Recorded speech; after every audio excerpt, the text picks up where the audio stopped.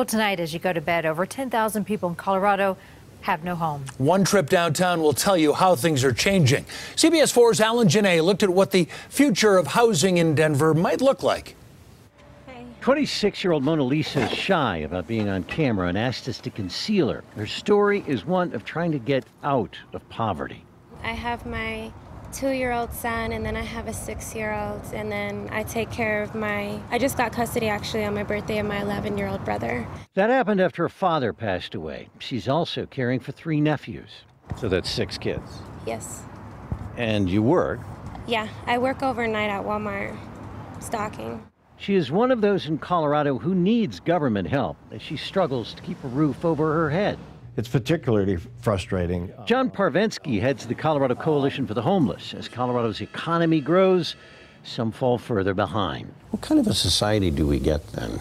You're going to have more and more shanty towns. You're going to have more and more ghettos. You're going to have more substandard housing in tent cities. And we're seeing that in cities across the West Coast.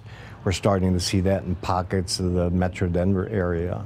Callie Gettings has temporary housing. Her boyfriend, Willie Allen, has none. It might last a couple of hours until the police come and say, hey, you got to move, or security comes and says, hey, you can't sleep here.